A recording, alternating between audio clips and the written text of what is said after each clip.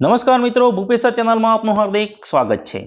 તાલુકા પંચાયત અને જિલ્લા પંચાયતની ચૂંટણીમાં જેમના પ્રિસાઇડિંગ ઓફિસર તરીકે ઓર્ડર થયા છે તેમને આખો દિવસ દરમિયાન જે કામગીરી હોય છે, જે બનાવો બન્યા હોય છે તેની નોંધ પ્રિસાઇડિંગ ડાયરીમાં કરવાની હોય છે। તો આ પ્રિસાઇડિંગ ડાયરી કેવી રીતે લખવી, તેમાં કઈ બાબતોનું ધ્યાન રાખવું તે આપણે આ વિડીયોમાં જોઈશું। જો ચેનલ પર પહેલી વાર આવ્યા હો તો ચેનલને સબસ્ક્રાઇબ કરો અને વિડીયોને લાઇક કરો। પ્રિસાઇડિંગ ડાયરી ખૂબ જ મહત્વપૂર્ણ દસ્તાવેજ છે મિત્રો। કોઈ પણ બનાવ બને અને જો કોર્ટ કેસ થાય તો સૌપ્રથમ આ પ્રિસાઇડિંગ ડાયરી ચેક કરવામાં આવે છે। એટલે મિત્રો પ્રિસાઇડિંગ ડાયરી ભરતી વખતે ખૂબ જ સાવચેતી રાખવી। તો ચાલો મિત્રો હવે આપણે જોઈએ કે પ્રિસાઇડિંગ ડાયરી કેવી રીતે ભરવી। સૌપ્રથમ મતદાનના વિભાગનું નામ લખવાનું રહેશે, ત્યારબાદ મતદાનની તારીખ, મતદાન જે તારીખે હોય તે તારીખ લખવાની રહેશે, ત્યારબાદ મતદાન મથકનું નામ અને નંબર, એના પછી મતદાન મથક જો આવેલું છે તે સ્થળ, મતદાન મથક જે સ્થળે આવેલું હોય, જો પ્રાથમિક શાળા સિવાય જો અન્ય કોઈ સ્થળ હોય તો તે લખવાનું, ત્યારબાદ સરકારી અથવા અર્ધ સરકારી મકાનમાં છે, ખાનગી મકાનમાં છે કે કામચલાઉ ઊભું કરેલ માળખું છે, જે મિત્રો લાગુ પડતું હોય તે લખવાનું રહેશે।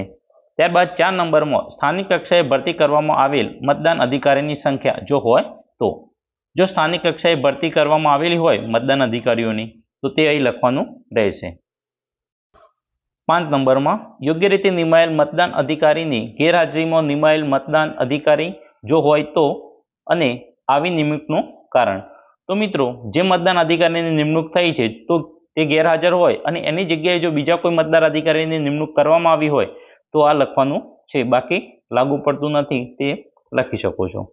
ત્યારબાદ 6 વોટિંગ મશીન, તો વપરાયેલ નિયંત્રણ એકમની સંખ્યા। તો મિત્રો વોટિંગ મશીન માટે તમને જે નિયંત્રણ એકમ એટલે કે બેલેટ બીયુ આપેલું છે તેની સંખ્યા લખવાની છે, ત્યારબાદ તેનો ક્રમ નંબર, એના પછી વપરાયેલ મતદાન એકમની સંખ્યા, વપરાયેલ મતદાન એકમનો ક્રમિક સંખ્યા જેના પર ક્રમ નંબર લખેલો હોય છે તે અહીં લખવાનો રહેશે। ત્યારબાદ 7 નંબર વપરાયેલા પેપર સીલની સંખ્યા, ત્યારબાદ વપરાયેલા પેપર સીલની ક્રમિક સંખ્યા, જે ક્રમિક સંખ્યા હોય પેપર સીલની તે અહીં લખવાની રહેશે। ત્યારબાદ 7A 1 પૂરી પાડવામાં આવેલા સ્પેશિયલ ટેગોની સંખ્યા, મિત્રો તમને જે સ્પેશિયલ ટેગ આપવામાં આવે છે તેની સંખ્યા લખવાની રહેશે અને જે સ્પેશિયલ ટેગ આપી છે તેનો ક્રમ નંબર પણ અહીં લખવાનો રહેશે। ત્યારબાદ ઉપયોગમાં લેવામાં આવેલી સ્પેશિયલ ટેગની સંખ્યા, તમે મિત્રો જે સ્પેશિયલ ટેગનો ઉપયોગ કર્યો હોય તેની સંખ્યા, ત્યારબાદ વાપરવામાં આવેલી ખાસ કાપલીનો અનુક્રમ નંબર, ત્યારબાદ ઉપયોગમાં નહીં લેવાયેલ અને પરત કરવામાં આવેલ સ્પેશિયલ ટેગની ક્રમિક સંખ્યા, તે મિત્રો અહીં લખવાની રહેશે। ત્યારબાદ 7B જે મતદાન મથકે વીવીપેટ સિસ્ટમનો ઉપયોગમાં લીધેલ હોય તો લખવું। તો મિત્રો તાલુકા અને જિલ્લા પંચાયતની ચૂંટણીમાં વીવીપેટનો ઉપયોગ કરેલ નથી એટલે એ લાગુ પડતું નથી તેમ લખવું। ત્યારબાદ 8 જે ઉમેદવારોએ મતદાન મથકો ખાતે મતદાન એજન્ટો નિમ્યા હોય તેવા ઉમેદવારની સંખ્યા। તો મિત્રો જે મતદાન એજન્ટો નિમ્યા હોય તેવા ઉમેદવારોની સંખ્યા લખવાની રહેશે। ત્યારબાદ 9.1 મતદાન શરૂઆતે હાજર મતદાન એજન્ટોની સંખ્યા, તો મતદાન શરૂ થયું હોય મોકપોલ વખતે તે વખતે જે મતદાન એજન્ટો હાજર હોય તે અહીં લખવાના રહેશે। મોડા આવતા મતદાન એજન્ટોની સંખ્યા, કે જે એજન્ટો મોડા આવ્યા હોય તેની સંખ્યા લખવાની રહેશે। ત્યારબાદ મતદાન પૂર્ણ થવાના સમયે હાજર રહેલ મતદાન એજન્ટોની સંખ્યા, તો મિત્રો સાંજે મતદાન પૂરું થાય તે સમયે જે એજન્ટો હાજર હોય તેની સંખ્યા અહીં લખવાની રહેશે। ત્યારબાદ 10 મતદાન મથકને સોંપેલા મતદારોની કુલ સંખ્યા, એના પછી મતદાન યાદીની માર્ક કોપી મુજબ જે મતદારોને મત આપવાની પરવાનગી આપેલી હોય તેવા મતદારોની કુલ સંખ્યા। તો મિત્રો મતદાર યાદીમાં માર્ક આપણે જે કરેલા હોય અને જેને ખરેખર મતદાન આપેલું હોય તેની અહીં સંખ્યા લખવાની રહેશે। ત્યારબાદ મતદાન પત્રક 17K મુજબ નોંધાયેલ મતદારોની કુલ સંખ્યા, તો આપણું જે મતદાર રજિસ્ટર છે 17K એમાં જે મતદાન નોંધાયેલા છે તેની અહીં સંખ્યા લખવાની રહેશે। ત્યારબાદ વોટિંગ મશીન મુજબ નોંધાયેલા મતદારોની સંખ્યા, તો મિત્રો આપણે જે બેલેટમાં ટોટલ કરીએ છીએ તેમાં જે સંખ્યા લખેલી હશે તે અહીં લખવાની રહેશે। 5 મત નહીં આપવાનો નિર્ણય કર્યો હોય તેવા મતદારોની સંખ્યા, તો અમુક મતદારોએ જો પોતાની મત ના આપવો હોય તેવું નક્કી કરેલું હોય તો તેવા મતદારોની સંખ્યા અહીં લખવાની રહેશે, જો ન હોય તો 0-0 કરી દેવું। ત્યારબાદ પ્રથમ મતદાન અધિકારીની સહી કરવાની રહેશે અને એના પછી મતદાન રજિસ્ટરનો જે હવાલો સતર્કનો સંભાળેલો હોય તે મતદાન અધિકારીએ સહી કરવાની રહેશે. ત્યાર પછી 11 નંબર, જે મતદારોએ મત આપ્યો હોય તેઓની સંખ્યા. પુરુષની સંખ્યા લખવાની રહેશે, ત્યારબાદ સ્ત્રીઓની અને ત્રીજી જાતિ, અને ત્યાર પછી કુલ ટોટલ. 12 નંબર, તકરારી મત, પરવાનગી આપેલી સંખ્યા અને પરવાનગી ન આપેલી સંખ્યા, જપ્ત કરેલી રકમ. જો આ હોય તો તે લખવાનું રહેશે, બાકી ત્યાં 0 કરી દેવું. ત્યારબાદ 13 નંબર, ચૂંટણી ફરજ પ્રમાણપત્ર રજૂ કરે જે વ્યક્તિઓએ મત આપ્યો છે તેમની સંખ્યા. તો ઈડીસી દ્વારા જેને મત આપ્યો છે તે અહીં લખવાનું રહેશે. ત્યારબાદ 13 ક, મત આપ્યો હોય તેવા ઓવરસીઝ મતદારોની સંખ્યા, જે જો હોય તો તે લખવાની, બાકી 0 કરવાનું. ત્યારબાદ 14 નંબર, જે મતદારોએ સાથીની મદદથી મત આપ્યો છે તેવા મતદારોની સંખ્યા. જો મિત્રો કોઈ સાથીની મદદ લઈ અને મતદાન કર્યું હોય તો જે તેવા મતદારો હોય તેમની સંખ્યા એ લખવાની રહેશે. જો ન હોય તો ત્યાં 0 કરવું.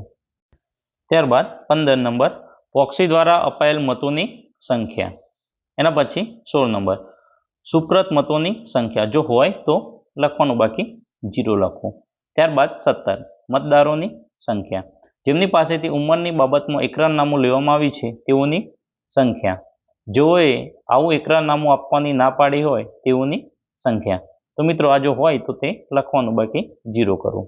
ત્યારબાદ 18 નંબર, મતદાન મોકૂફ રાખવાની જરૂર પડી હોય તો તેના કારણો લખવાના. જો મિત્રો કંઈક બનાવ બન્યો હોય અને એ મતદાન મોકૂફ રાખ્યું હોય તો તેનું કારણ અહીં લખવાનું રહેશે. ત્યારબાદ 19, દર 2 કલાકે પડેલ મતોની સંખ્યા.